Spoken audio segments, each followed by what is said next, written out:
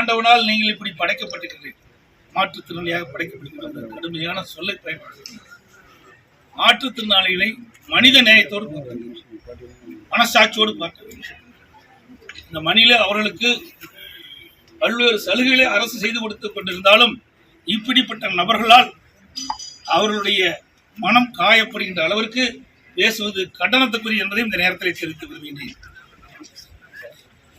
இந்த நபர் அண்மையில் நீங்க பாத்தீங்கன்னா அமைச்சரோட புகைப்படம் எடுத்திருக்கிறார், சர்ச்சைக்குரிய கருத்துக்களை தெரிவித்தவர். அதோடு இன்னும் சில அமைச்சரோடு புகைப்படம் எடுத்திருக்கிறார். இப்படிப்பட்டவர் அரசனுடைய செல்வாக்கின் காரணமாக பள்ளியிலே இப்படிப்பட்ட சர்ச்சைக்குரிய கருத்துக்களை தெரிவிப்பது கண்டனத்துக்குரியது என்பதை இந்த நேரத்தில் தெரிவிக்கிறேன். அதே போல நாமக்கல் மாவட்டம் எருமைப்பட்டி அம்பேத்கர் நகரில் உள்ள அரசு துவக்கப்பள்ளியில் அந்த சுவற்றிலும் இந்த சமையல் அறையினுடைய பூட்டில் சமூக விரோதிகள் மனித மலத்தை பூசியிருக்கிறார். எவ்வளவு கொடுமையான விஷயம் இது! மிகுந்த அதிர்ச்சி அளிக்கிறது.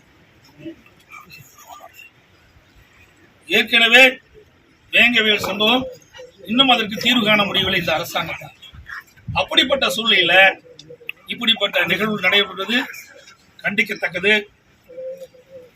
அதோடு மதுரை ஆமின் நிறுவனத்தில் பல்வேறு முறைகேடுகள் நடைபெற்று உள்ளதாக அங்கு இருக்கின்ற ஊழியர் ஒருவர் வீடியோ வெளியிட்டிருக்கின்றார்.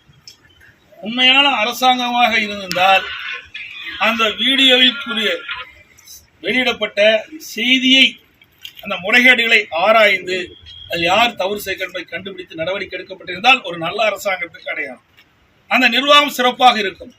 அந்த நிர்வாகத்தில் ஏற்படுகின்ற குறைகளை, முறைகேடுகளை வீடியோ மூலமாக வெளியிட்டது அந்த ஊழியர். அவரை இன்றைக்கு சஸ்பெண்ட் செய்யப்பட்டிருக்கிறார், தற்காலிக வேலையில் செய்யப்பட்டிருக்கிறது. கண்டனத்துக்குரிய இப்படி எல்லா துறைகளிலுமே முறைகேடு நடைபெற்றுக் கொண்டிருக்கின்றது. அதெல்லாம் ஒவ்வொன்றாக இன்றைக்கு வெளிச்சத்துக்கு வந்து கொண்டிருக்கின்றது என்பதையும் இந்த நேரத்தில் தெரிவிக்க விரும்புகின்றேன்.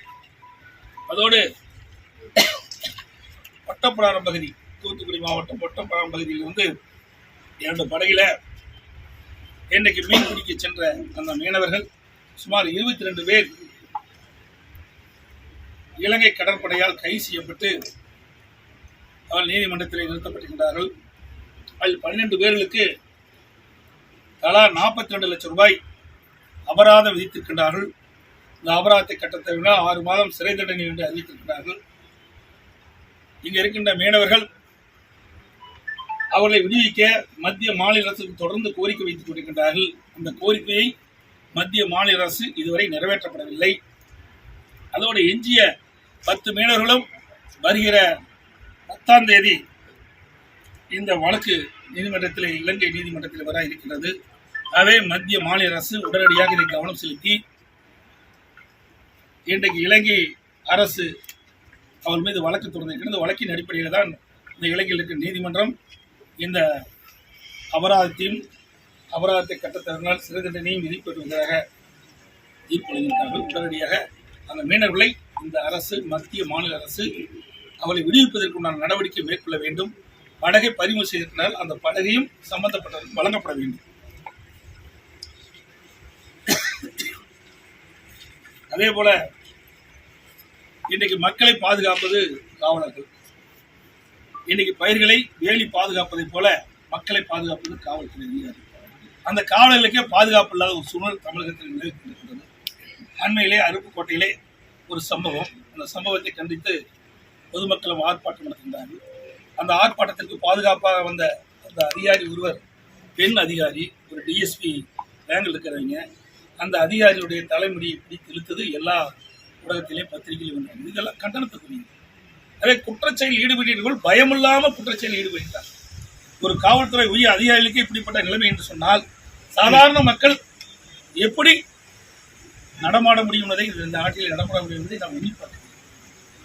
அதே காவல்துறைக்கு பாதுகாப்பு இல்லை, மக்களை பாதுகாக்கக்கூடிய காவல்துறைக்கே பாதுகாப்பு இல்லை, மக்களுக்கு பாதுகாப்பு இல்லாத ஒரு சூழ்நிலை தான் இன்றைய ஆட்சியிலே நடந்து கொண்டிருக்கின்றதை நேரத்தில் தெரிவிக்க விரும்புகின்றேன்.